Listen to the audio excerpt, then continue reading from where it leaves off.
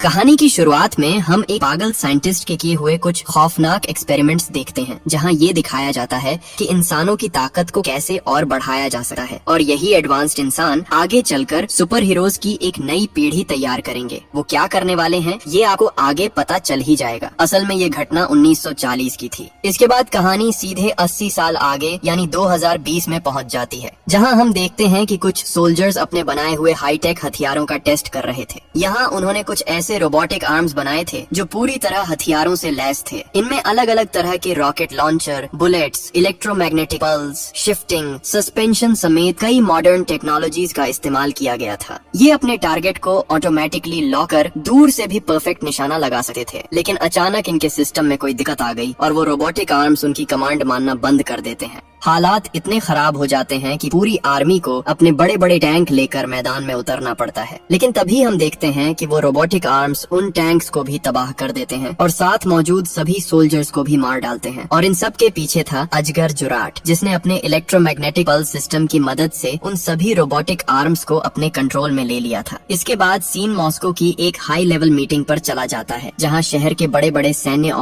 Officers और नेता बैठे थे और वे बात कर रहे थे कि ये अजगर आखिर है कौन। तो घटना ये थी कि आज से 80 साल पहले उसने कुछ ऐसे इलेक्ट्रिक डिवाइसेस तैयार किए थे जिनकी मदद से वो वायरलेस तरीके से किसी भी इलेक्ट्रॉनिक सिस्टम को पूरी तरह कंट्रोल कर सकता था। जैसे मान लीजिए वो डिवाइस अगर आपके शरीर पर लगा हो और सामने कोई गाड़ी खड़ी हो तो आप सिर्फ इशारा करके उस गाड़ी को चला सकते हैं। लेकिन ये काम करते वक्त अजगर कितनी ही कोशिश कर ले, वो बार बार असफल हो रहा था। दूसरी तरफ अजगर का साथी मिस्टर विक्टर इस बात पर रिसर्च कर रहा था कि इंसानों को कैसे सुपर ह्यूमन या एक तरह के सुपर सोल्जर में बदला जाए। यहाँ आर्मी को अजगर जुराट का पूरा एक्सपेरिमेंट पैसों और टाइम की बर्बादी लगने लगा, जबकि विक्टर का सुपर ह्यूमन या सुपर सोल्जर बनाने वाला प्रोग्राम उन्हें ज्यादा पसंद आया। हालांकि विक्टर ने तब तक कोई सुपर सोल्जर नहीं बनाया था, उसने सिर्फ अपनी रिसर्च की डॉक्यूमेंट्स तैयार की थी। इस घटना के बाद अजगर जुराट को उनके प्रोजेक्ट से बाहर कर दिया गया और बदला लेने के लिए उसने चुपचाप जाकर विक्टर के सारे डॉक्यूमेंट्स चोरी कर लिए और एक नए लैब में अपना काम शुरू कर दिया। कहानी की शुरुआत में हमने देखा था कि कैसे अलग अलग लोग अजीब अजीब शक्तियां पा रहे थे। असल में वो सब अजगर ही था जिसने विक्टर की सारी थीसिस और रिपोर्ट का इस्तेमाल करके नए नए सुपर ह्यूमन बना डाले थे। लेकिन जब सरकार को इस बारे में पता चला तो उन्होंने अजगर की पूरी ठिकाने को हमेशा के लिए तबाह कर दिया। फिर भी जैसे तैसे अजगर वहाँ से भाग निकला और जिंदा बच गया। यहाँ कर्नल निकोलाई अपनी कमांडर एलेना से कहता है कि तुम 80 साल पहले अजगर के बनाए हुए उन सुपर ह्यूमन को ढूंढ निकालो। वही सुपर ह्यूमन अब इस जंग में अजगर के खिलाफ हमारी मदद करेंगे। लेकिन अजगर ने तो पहले से ही एक बहुत बड़ा प्लान तैयार कर रखा था। अब हम देखते हैं कि अजगर रूस के अलग अलग इलाकों में जाकर बड़े बड़े टैंक्स को अपने कंट्रोल में लेना शुरू कर देता है। उधर हम एलेना को देखते हैं जो इस समय जनरल निकोलाई के साथ पैट्रियट नाम की एक जगह पर पहुंची है। असल में पैट्रियट ऐसी सर्विस थी जहां से पूरी दुनिया पर नजर रखी जा सकती थी। कौन सा डिवाइस कहाँ है, कौन सा इंसान इस वक्त क्या कर रहा है, सब कुछ ट्रैक किया जा सकता था। एक तरह से पैट्रियट सर्विस पूरी दुनिया को बचाने और बाहरी खतरों से सेफ देने के लिए बनाई गई थी। इसलिए एलेना अब अपनी पूरी टीम को ऑर्डर देती है कि दुनिया में जहाँ जहाँ ऐसे लोग मिलें जिनके अंदर कोई खास शक्ति हो, उन्हें ढूंढना शुरू करो। हम उनका पीछा करेंगे और फिर अजगर के खिलाफ एक नई लड़ाई शुरू करेंगे। इसके बाद ग्रुप के अलग अलग मेंबर्स धीरे धीरे सुपर ह्यूमन के बारे में इंफॉर्मेशन देने लगते हैं। जैसे कुछ सुपर ह्यूमन साइबेरिया में है, कुछ इंडिया में, कुछ जापान में, कुछ चीन में और कुछ श्रीलंका में भी। हालांकि यहाँ बहुत सारे किरदारों का जिक्र होता है, लेकिन इस मूवी में सिर्फ 4 लोगों को ही दिखाया जाएगा। और ऐसा क्यों है, इसका जवाब मैं आपको इस मूवी के आखिर में दूंगा। इसके बाद सीन सीधे कहानी के पहले सुपर ह्यूमन पर आ जाता है जिसका नाम है शिवा। असल में जब अजगर जुराट इंडिया के दौरे पर था तब वह इंडिया से इम्प्रेस्ड होकर अपने सभी सुपर ह्यूमंस को इंडियन नाम देता था। शिवा में लगभग शिव देवता जैसी ही ताकतें थीं। वह मिट्टी, पत्थर जैसी चीजों को कंट्रोल कर सकता था और उन्हें किसी भी रूप में ढाल सकता था। एलेना शिवा से मदद मांगने आई थी और वह उसे कहता है, शायद तुम अपने असली निर्माता को भूल गई हो जिसका नाम है अजगर जुराट। लगभग 80 साल बीत चुके हैं, लेकिन अब उसके दिमाग में बहुत बड़ा प्लान चल रहा है। वह पूरी दुनिया को अपने हाथों की मुट्ठी में लेना चाहता है और यही वजह है कि तुम्हें हमारे जैसे सुपर ह्यूमंस की जरूरत पड़ रही है। ये सुनकर शिवा कहता है,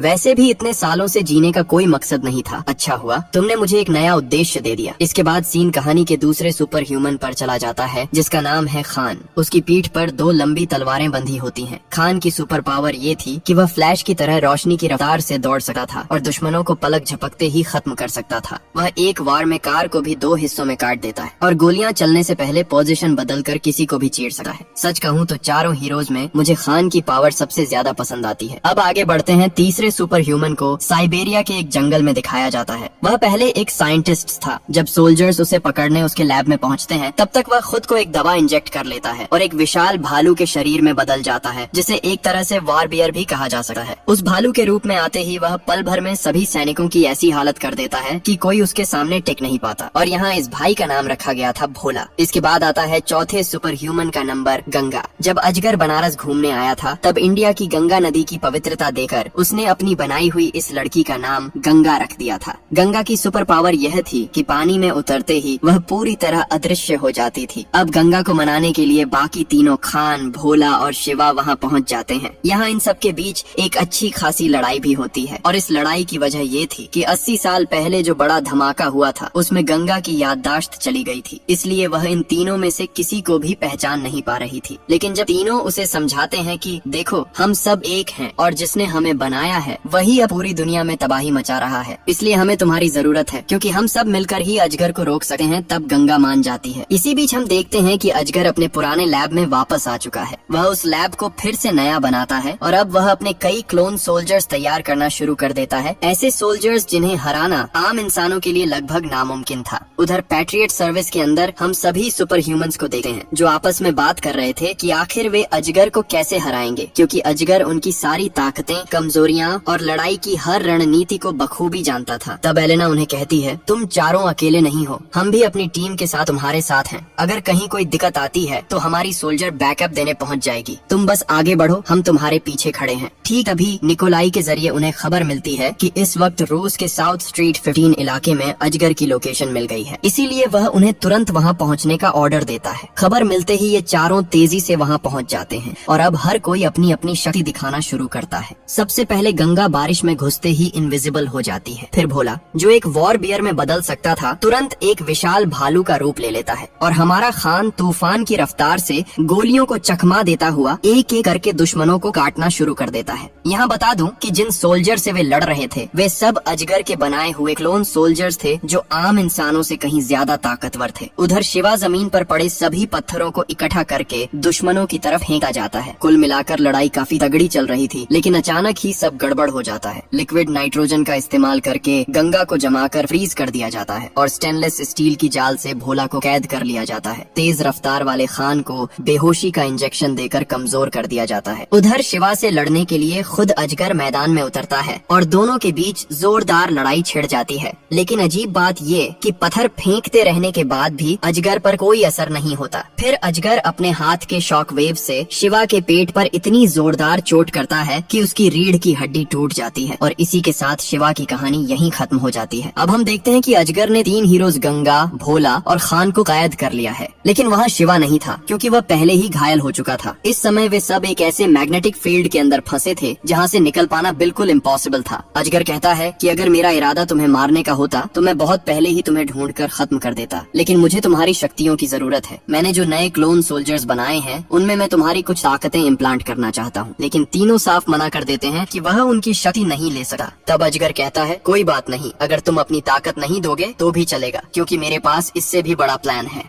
इसके बाद वह रूस के एक और इलाके में पहुंचता है जहां और भी बड़े बड़े टैंक्स का भंडार पड़ा था। वह अपने इलेक्ट्रोमैग्नेटिक पल्स को एक्टिवेट करता है और उन सभी टैंक्स को खुद के कंट्रोल में लेकर पूरे शहर में तबाही मचा देता है। हर तरफ अफरा तफरी फैल जाती है। फिर वह एक टावर चुराने की कोशिश करता है। उस जगह कई बड़े बड़े क्रेन लगे थे जिन्हें अजगर अपनी शक्ति से एक तरफ धकेल देता है। इसी बीच उससे मिलने के लिए निकोलाई वहाँ पहुँचता है। असल में निकोलाई ने ही एलेना को ये काम दिया था, पहले सुपर सोल्जर्स को ढूंढो और फिर अजगर तक पहुँचो, ताकि अंत में अजगर सुपर ह्यूमंस की शक्तियां लेकर अपनी अगली मॉड्यूल पर रिसर्च कर सके। यानी निकोलाई गुपचुप तरीके से अजगर के लिए काम कर रहा था। एक तरह से यहाँ डबल एजेंट का खेल चल रहा था। निकोलाई ने ये डबल एजेंट वाला खेल इसलिए खेला था ताकि वह अपनी कुछ निजी शर्तें और मनचाही मांगे पूरी करवा सके। अब वह अजगर के पास आया था खुद को रूस का प्रेसिडेंट बनाने की मांग लेकर, लेकिन गुस्से में अजगर उसे मार देता है।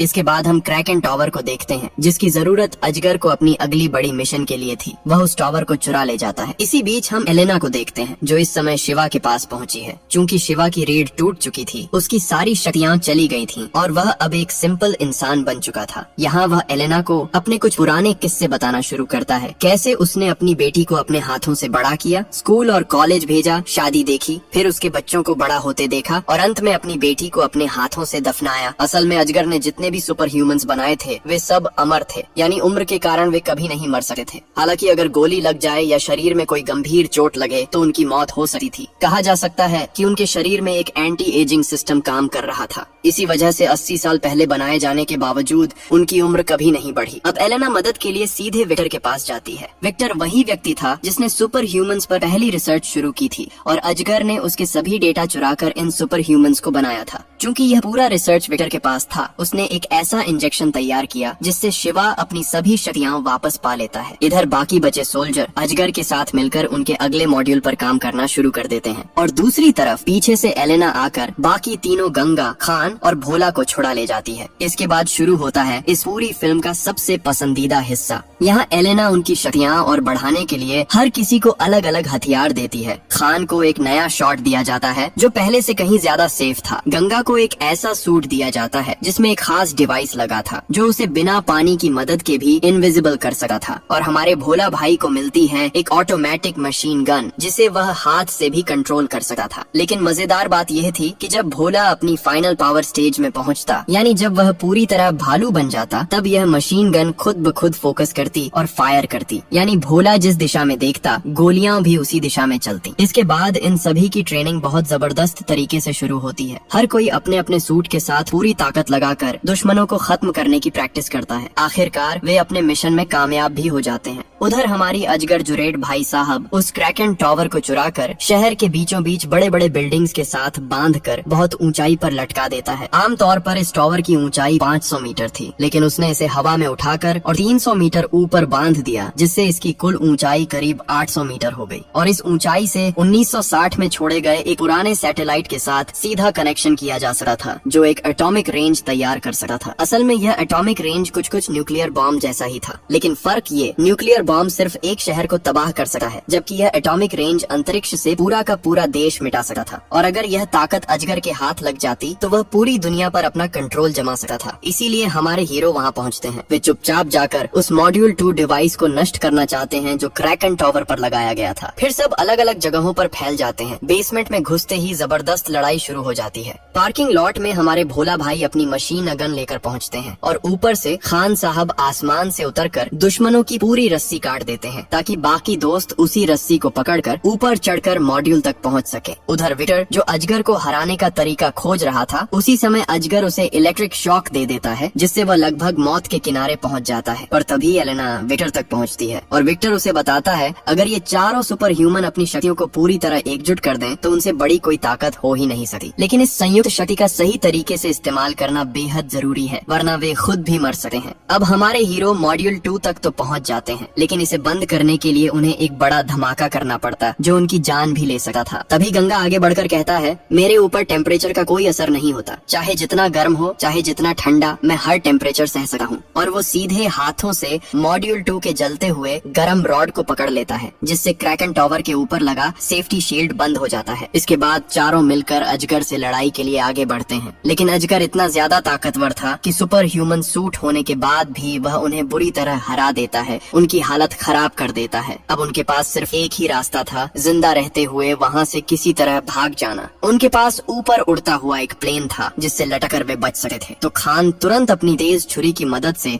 अपने सभी दोस्तों को लेकर उस प्लेन से लटक कर भागने लगा है, लेकिन अजगर के एक और भारी हमले में वे सब प्लेन से नीचे गिर जाते हैं। ठीक इसी वक्त एलेना वहाँ पहुँचती है उन्हें वो जरूरी बात बताने के लिए। वह कहती है विक्टर मरने से पहले मुझे बता गया था अगर तुम चारों अपनी शक्तियों को एक साथ जोड़ लो तो सिर्फ एक ही सोनिक ब्लास्ट में पूरे क्रैकन टावर को तबाह कर सकते हो। यह सुनकर चारों हीरो अपनी जान के खतरे को जानते हुए भी एलेना की बात मानते हैं और अपनी सारी शक्ति एक जगह इकट्ठा करना शुरू कर देते हैं। उन्हें मालूम था एक छोटी सी गलती भी उनकी मौत का कारण बन सकती है, लेकिन दुनिया को बचाना उनकी अपनी जान से भी ज्यादा जरूरी था। इसलिए वे पूरी ताकत लेकर एक गजब का सोनिक ब्लास्ट छोड़ते हैं और उसी धमाके से पूरा क्रैकन टावर तहस नहस होकर गिर जाता है। और उसी क्रैकन टावर के साथ ही अजगर जुरेट का सपना भी तहस नहस हो जाता है। साथ ही हमारे सुपर हीरोज पूरी दुनिया को बचा लेते हैं। कहानी के आखिरी पल में सुपर हीरोज एलेना से वादा करते हैं कि अगर भविष्य में कभी फिर कोई खतरा आएगा तो वे फिर से मिलकर उस खतरे का सामना करेंगे। और यही फिल्म का अंत होता है।